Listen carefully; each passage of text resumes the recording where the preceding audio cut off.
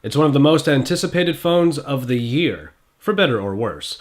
But everyone wants to know exactly what the next version of the Galaxy has in store for us. So let's find out, because it's Josh Vergara from Android Authority. What's going on, everybody? And this is the Samsung Galaxy S5. As is the case with plenty of the updates to flagship smartphones this year, much of what you remember from previous iterations returns, and in the Galaxy S5 there are some subtle but ultimately not too significant changes. The first thing you'll notice is the shape of the phone, which takes on a very familiar form factor with the rounded corners that put together what is pretty much a flat profile all around. It'll either be too familiar or it's going to be played out, depending on who you are. Samsung's trademark button layout returns with a new and welcome change. The tactile home button with back and this time a recent apps button, which helps to provide a much more traditional experience, at least when it comes to multitasking. One thing you will notice, especially if you're a screen nut, are that the bezels around the screen are a little bit larger. Now, some of you out there will lament this change, but there is a reason for that. Samsung was going for durability in the Galaxy S5. So when this lands, if you happen to drop it on the sides, perhaps the screen is going to be a little bit more protected. And also, you also get that IP67 certification. Come around to the sides and you'll find the same button layout atop a slightly different backdrop. Now, while we did see a somewhat notebook design introduced in the Galaxy Note 3, this time around the ridges are much more pronounced and neither detract or add to the handling, because the sides, for all intents and purposes, are still flat, so the experience is largely the same. Head down to the bottom and you'll have the micro USB charging port that is now covered by a piece of plastic, another facet of that IP certification I just mentioned. When it comes to the material on the back, I will have to say that I'm not the biggest fan of this perforated design, primarily because we already had a great faux leather offering that was introduced in the Note series. So for some people out there, and somewhat myself, I do find this to be a little bit of a step backward. But anyway, when it comes to the back, you have that cover, but up here you have the ISOCELL, the new ISOCELL camera, and also the addition of the heart rate monitor.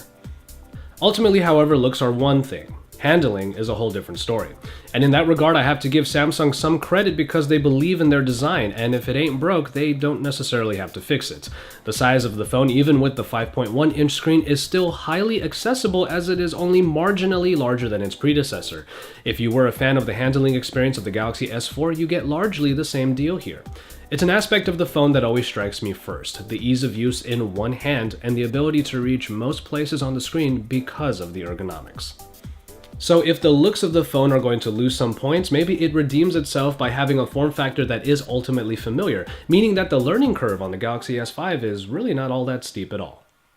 Samsung continues its tradition of Super AMOLED displays by bumping up its size by 0.1 inches, and pretty much everything you may expect from this 1080p resolution screen with 432 pixels per inch is here in the Galaxy S5 display. Highly vibrant colors do justice to the updated version of TouchWiz, as colors basically pop out and punch you in the face. This kind of vibrancy is eye-catching to be sure, but can be toned down if you wish them to be. Viewing angles are as good as ever, allowing you to see elements clearly even in steep angles. And pretty much any and all media you're going to watch through this display shines through, so fire up games like Plants vs. Zombies 2 and enjoy yourself. Worth mentioning is the screen's ability to register touches from fingers even when you're using gloves, along with its ability to recognize a hovering finger for AirView capabilities.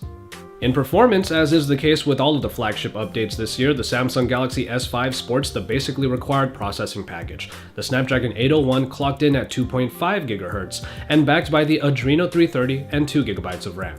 Often we see comments regarding stutter and lag on Samsung Galaxy devices, but while they may have been occasional in the past, I would use the term seldom for this one. Credit can be given to the updated and thus optimized new version of TouchWiz, in which I only really find delays in the My Magazine area when it is trying to refresh the online content. Especially with the slew of tools available in the new version of TouchWiz, getting work and play done shouldn't be an issue, and thankfully, the phone is powerful enough to even handle all of those tools. IP67 means that the S5 is dust-proof and can be under 1 meter of water for 30 minutes. And after splashing it about in my tests, the phone bounced right back and was responsive. I didn't even have much trouble with the water registering presses on the screen, as can be an issue with other water-resistant phones. And all of that protection helps keep safe a number of features that range from ultimately useful to maybe useful sometimes. Because, at the very least, under that back cover you have access to that removable battery and also to the expandable storage using the micro SD card slot. An IR Blaster allows you to control your TVs and set-top boxes in an app that helps you find the best content on TV.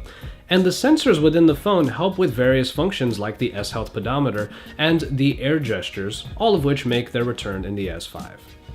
Call quality on the T-Mobile network yielded few problems. No calls were dropped and neither side of the call complained about the sound quality.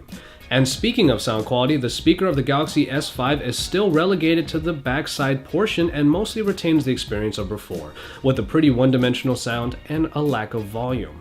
While it is possible to mess with the settings in order to achieve a slightly better sound, overall, the Galaxy S5 speaker just pales in comparisons to any of its competitors that have front-facing speakers. The main additions when it comes to the hardware are the heart rate monitor and the finger scanner, both of which are covered in feature-focused videos, but here's the gist.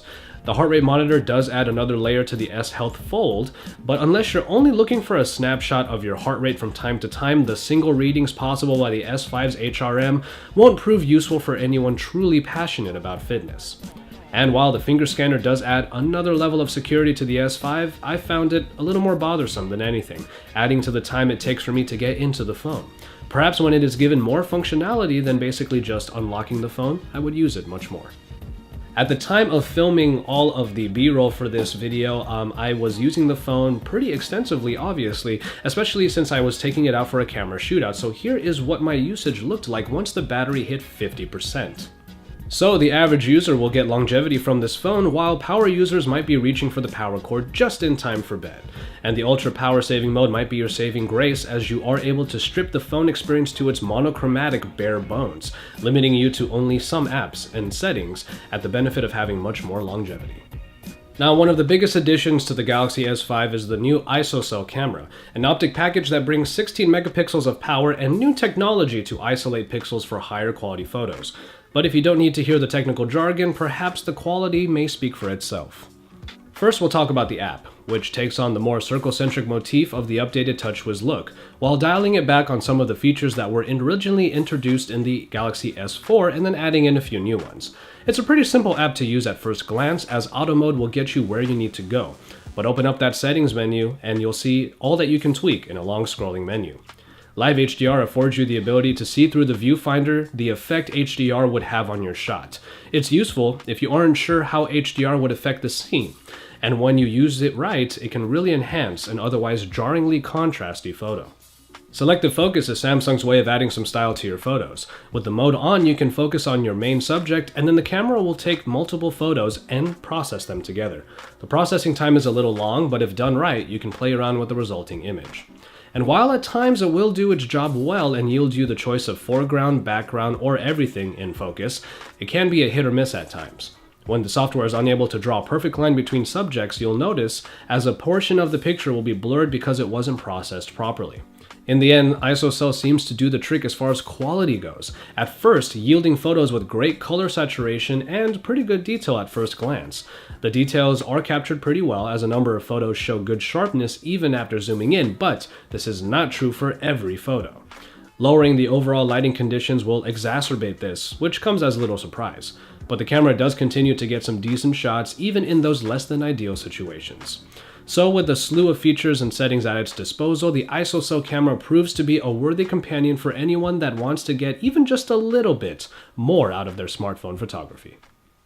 And we finally make it to software, in which we see an updated version of TouchWiz, one that might not be as drastic an update as many hoped, but still manages to somewhat add to the formula. At first glance, TouchWiz seems like the same old. You have the very colorful home screens and also the app drawer, which is still a paginated layout horizontally, but then you'll see an addition in the home screens when you move left, and it is called the My magazine. While it is supposed to be a news aggregator, it does piggyback off of Flipboard, but not to the extent you might like. Even casual users of Flipboard, which is still a very powerful and stylish news application, will not be happy to know that their own setup notifications don't filter through the My Magazine screen. Instead, it pulls from a curated list of categorical offerings and then your social media outlets. More freedom of choice would have helped the My Magazine, which ultimately becomes a shortcut to parts of Flipboard that you probably don't use.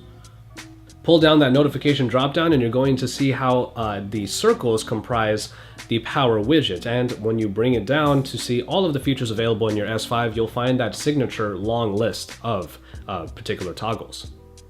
Now, many of these will be familiar, but one worth mentioning is the toolbox, a small floating button which is much like a chat head that provides a quick shortcut to up to 5 different favorited apps. After that, we also have a download booster, which allows TouchWiz to download files larger than 30 megabytes using both your Wi-Fi and mobile data connection. It works extremely well, but don't get carried away or you'll use up all your data in no time. And all of these are found in a completely revamped settings menu that has taken on that circle motif as well. All options are also quite elegantly categorized in pull downs, making it easy to find what you're looking for. After that, much of what you may remember returns, like every gesture you may or may not use, the multi-window, and apps like S-Health, which was updated mainly to accommodate the heart rate monitor. What strikes me most about this updated version of TouchWiz is the fact that it's actually pretty smooth, and I found the performance to be actually quite good. The only thing that I'm really sick of when it comes to TouchWiz are the noises that it makes. All of those little noises that we've had since the Galaxy S2 are really played out, but those subtle changes that you find in here do afford it a little bit of freshness, at least until it doesn't feel fresh anymore. And after that, it pretty much comes down to TouchWiz being a little bit too familiar for its own good. But at least, it's pretty snappy, and it's still pretty reliable. The Galaxy S5 will be available for all the major carriers soon at the premium prices for their 2-year contracts, usually $199 in the States. Expect unlocked versions of the phone to range close to the $700 mark. And so, there you have it, the Samsung Galaxy S5. Now, a lot of you out there are probably not going to look at this phone as a proper upgrade. And how do I know that? Well, it's because you've sounded off on it already. And in quite a few ways, they're probably right. Some additions like the heart rate monitor or even the finger scanner still don't feel ultimately useful to me, and will probably sit in that Samsung bag of tricks marked Galaxy Syndrome, which includes a number of other features from previous iterations. It also might not be the best looking phone out, as for some it seems too similar to its predecessor, while perhaps somewhat regressing with its material choice. But for every finger scanner, there's an ISOCELL camera. For every design choice you may not like, there is now IP certification. And for every point lost for being unoriginal, there are points for familiarity. Half of you will like this phone, the other half will not. That's the reality of the Galaxy at this point. But there is one thing for certain. You probably know what it is you want. And if what the Galaxy S5 offers fits into your needs, then guess what? You're probably going to love this device. And for everyone else out there, we do have the benefit of quite a few other choices in the smartphone game. But as far as the Galaxy S5 goes, I would encourage you to still give it a try and see for yourself.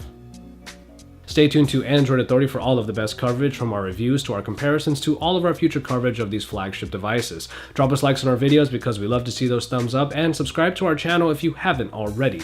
And when you're done with all of that, head on over to AndroidAuthority.com for even more in-depth coverage, because we are your source for all things Android.